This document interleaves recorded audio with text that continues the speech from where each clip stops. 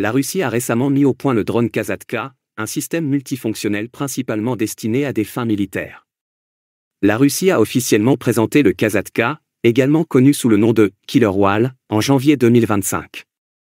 Il est capable de remplir diverses fonctions, telles que les opérations offensives, la reconnaissance et la transmission de signaux. Aerofroga, une entreprise située à Novosibirsk, est responsable du développement du drone Kazatka. Opérant à des altitudes de 1 à 2 km, la fonction principale du Kazatka est de transmettre des commandes radio directes sur une distance allant jusqu'à 50 km tout en relayant des signaux radio. Cette capacité lui permet de réguler d'autres drones, y compris les drones tribunal, qui sont des quadcoptères kamikazes. Le drone est capable de fonctionner comme un drone kamikaze en transportant une charge utile pouvant aller jusqu'à 3 kg d'explosifs. Il peut rester en l'air pendant une durée estimée entre 40 minutes et 1 heure et a une portée opérationnelle de 70 km dans cette configuration. En outre, le Kazatka est équipé de réflecteurs qui reproduisent les signatures radar de drones plus grands, tels que le Gérant ou l'Orion. Cette capacité lui permet de servir de leurre, détournant ainsi les défenses aériennes adverses de moyens plus précieux. Le club culibain du Front populaire, qui se consacre à la promotion de projets d'ingénierie nationale à des fins militaires, soutient l'initiative. En mettant en œuvre des technologies et des stratégies innovantes qui répondent aux défis de la guerre moderne, cette collaboration vise à renforcer les capacités militaires de la Russie. L'introduction du drone Kazatka illustre les stratégies militaires modernes qui privilégient les solutions rentables dans la guerre et intègrent des technologies de pointe pour les opérations offensives et la reconnaissance. Outre le drone Kazatka récemment mis au point, la Russie a introduit un certain nombre de drones spécialement conçus pour des applications militaires, notamment dans les domaines de la logistique et de la reconnaissance. Le TRAMP, Transport Aviation Multipurpose Platform, connu familièrement sous le nom de drone, Trump, en est un exemple. Ce drone de transport tactique est capable de transporter des marchandises pesant jusqu'à 250 kg sur des distances de plus de 600 km. Son objectif est de rationaliser les opérations logistiques et d'améliorer la flexibilité opérationnelle dans des environnements difficiles en jouant le rôle de répétiteur de communication. Le drone Trump est actuellement en cours de test et son premier vol est prévu pour avril 2025.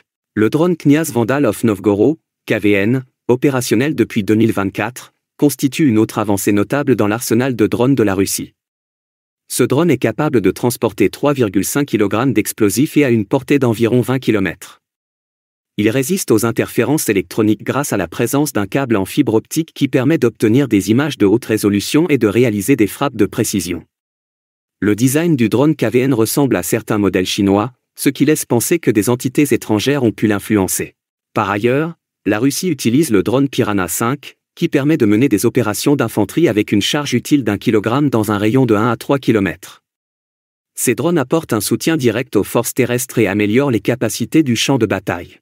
En outre, l'intégration de systèmes d'intelligence artificielle avancés a amélioré les capacités de ciblage autonome et la résistance aux mesures de guerre électronique des drones russes Shahed. L'Ukraine a créé le Vidlunia, un répéteur aérien destiné à augmenter la distance de communication entre la console de commande de l'opérateur de drone et le drone. Le Vidlunia, monté sur un drone J, garantit une connexion constante, même dans des environnements contestés, améliorant ainsi l'efficacité opérationnelle. Les États-Unis, l'OTAN et la Chine ont également développé une variété de drones répéteurs par rapport à d'autres pays.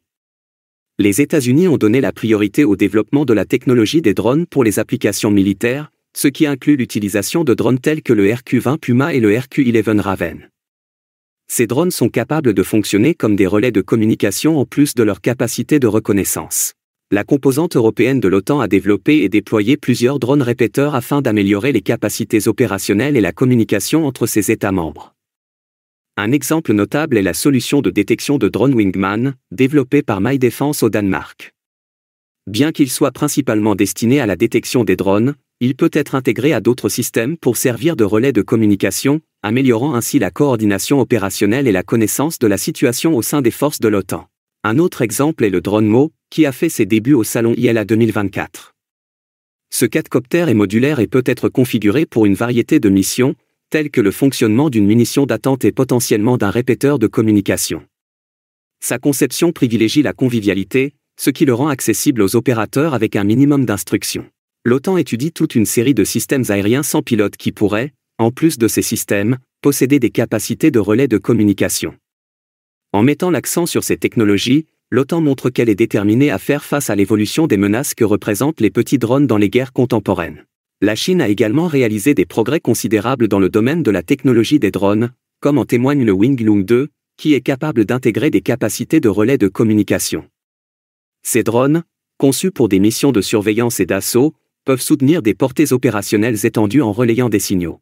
D'une manière générale, l'accent stratégique mis sur l'amélioration de l'efficacité opérationnelle et de la communication dans la guerre contemporaine est évident dans le développement des drones répéteurs dans ces pays.